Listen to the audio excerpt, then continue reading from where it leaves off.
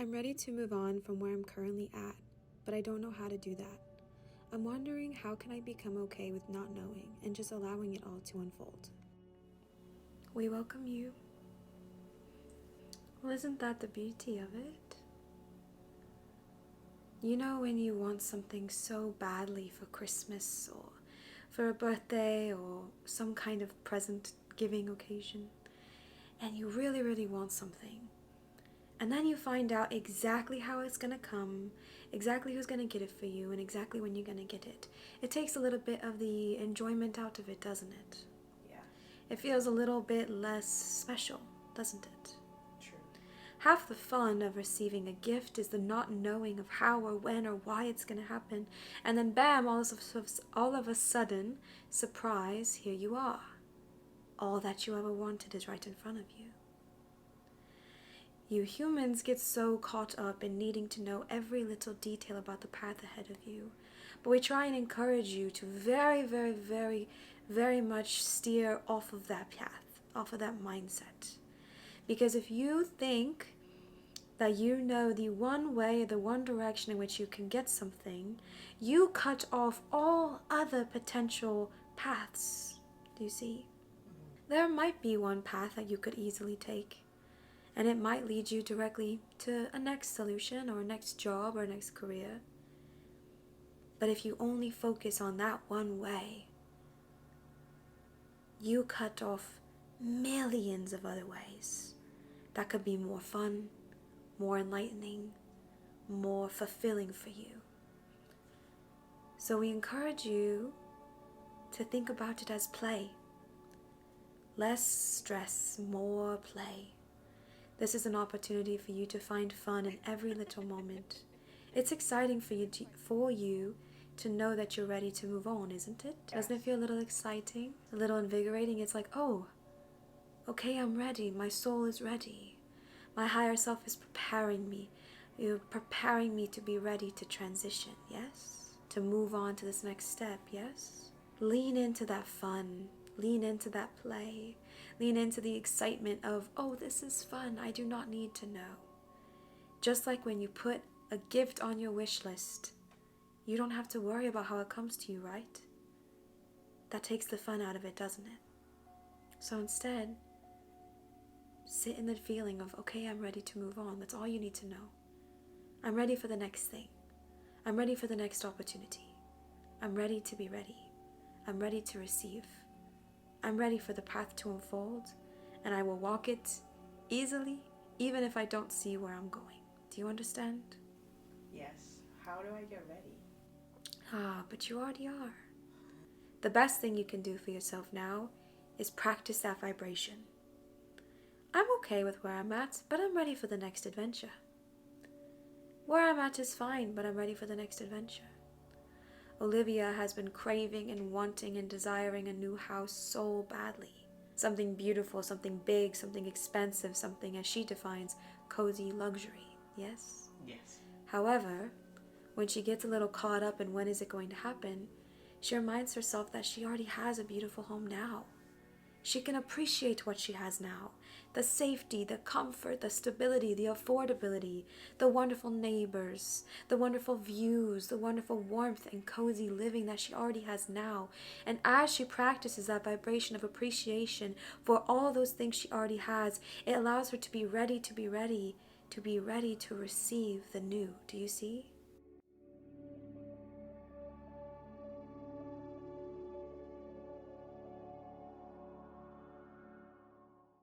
We're gonna stop you real quick. Okay. Even in you trying to speak this sentence, you are exhausting yourself. Do you feel it? Yeah. Yeah. We felt exhausted just listening to you. And we mean that with love. If it is not coming out of you clearly, it is not meant to come out. Do you understand? Mm-hmm. Do not fight the resistance for what you think you need to provide. Do you understand? In that moment, a lot of resistance was thrown up, wasn't it? Yeah. Did you feel the exhausting energy you were trying to push through? Mm-hmm. When it comes to anything in life, when there's a hard wall, there's a hard resistance, you're not meant to push through it, or pummel through it, or take a hammer to it as though it was drywall. That is your higher self redirecting you. You're not meant to pummel through the resistance. You're meant to take it as a sign that that is not the path you are meant to take at that time. Do you understand? Yes. So let's move on. How do I stay in a place of feeling joy when others around me are not in that place? I'm going to give you the most simple answer, and you might not like it. The easiest thing to do is to remind yourself that you are not powerless, but in fact, you hold all the power. Other people's energies can only affect you when you allow them in. Do you understand that? Yes. Other people's energies can only ever affect you if you allow them in. If you start to take them on, and the way you take them on is by maybe they have a point. Maybe I should have done that, yeah. Oh, they're really sad and I'm not feeling sad. Is something wrong with me? Oh, I should feel sad. Do you see that? Yeah. Instead, the easiest way to stay in a high-flying place, to stay in a place of joy and gratitude whenever everyone else around you is not feeling it, is to, one, understand that you're powerful. Understand that you are not a victim to other people's energies and emotions. And two, if it is not serving you, give yourself permission to walk away. Give yourself permission to walk away. Give yourself the permission and allow yourself to protect your peace. You do not have to sit in an environment that is not serving you. When you are so trained in a society that you live in, that you have these social niceties and politeness and ways in which you have to engage, and it's rude if you... Now, who cares? Protect your peace. Honor your peace. Honor your knowing. Walk away from whatever is bothering you or not serving you or lowering your vibe. You don't have to be mean. You do not have to be rude. But you can say, excuse me, and just walk away. Your joy is not a fleeting kite on the wind. Your joy is a part of you. It is not something that can easily vanish or leave from your life. And no one has the power to take joy away from you. You are allowed to hold on to it. And you are allowed to think differently from those in which you engage with. And they are allowed to think differently from you. You do not have to convince them. You do not have to try and force them to see your way. You are allowed to see your way, and they are allowed to see their way.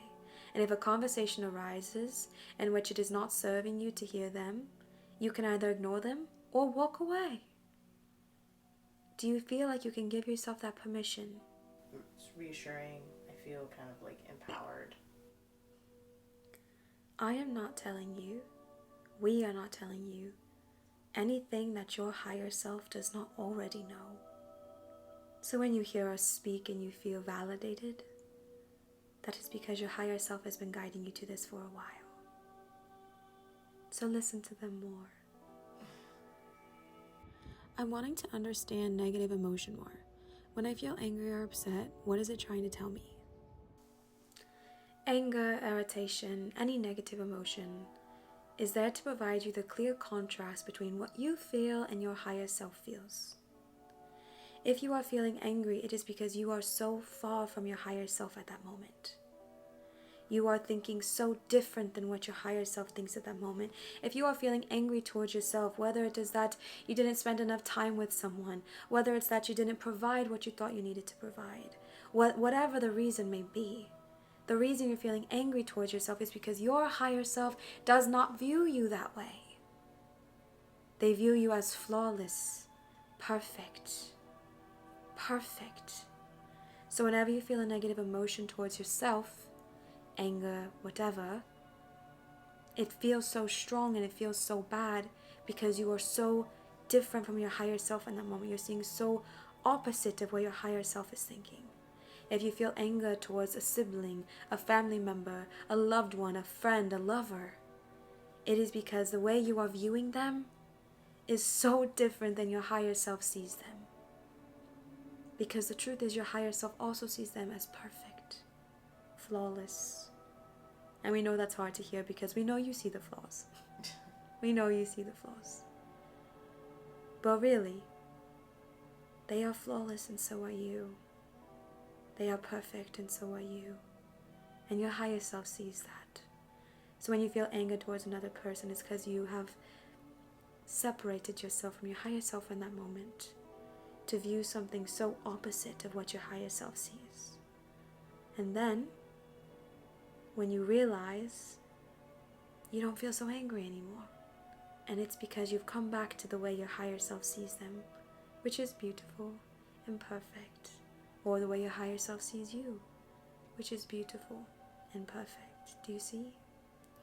Anger, negative emotion of any kind, is there to provide you clarity. It is a clear distinction that you are thinking the absolute opposite of what your higher self is thinking in that moment. It is clarity to provide you that you have strayed and to come back. Come back.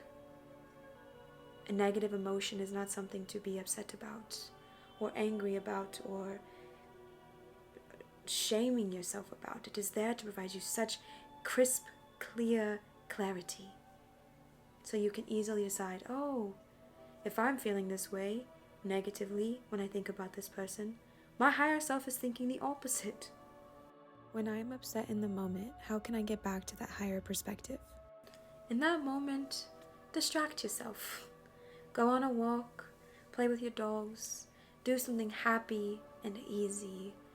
Distract yourself for a minute. And when you're ready, you can be reflective.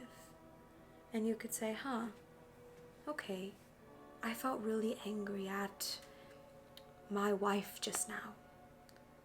But now that I'm not there anymore, I can see quite clearly that my higher self was not angry at her because they see her as perfect. And if I was angry, I was projecting my own energies onto her. Do you see? Yes.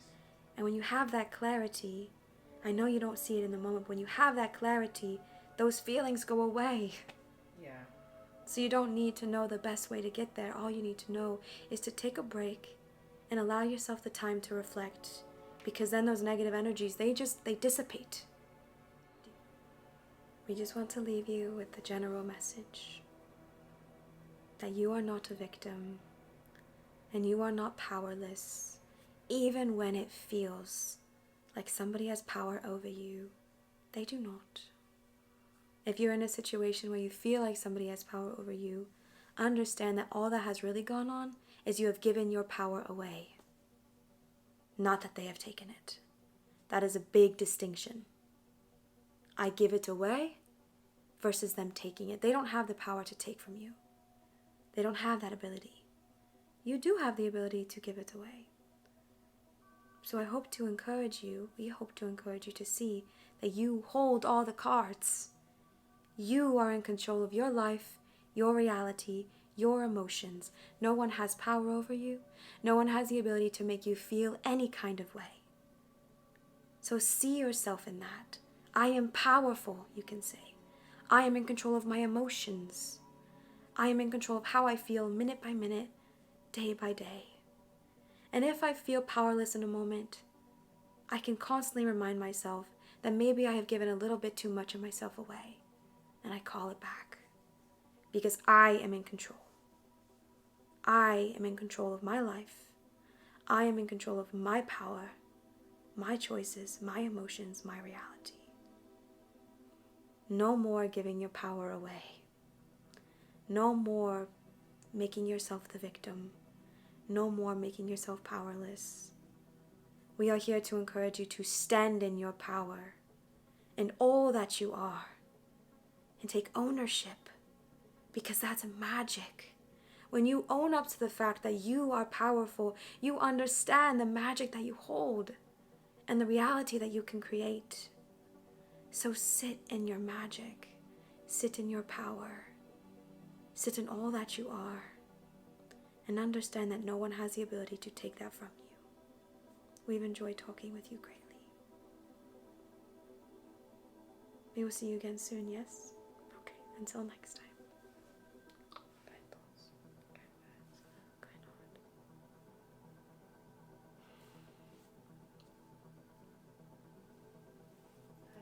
Hi.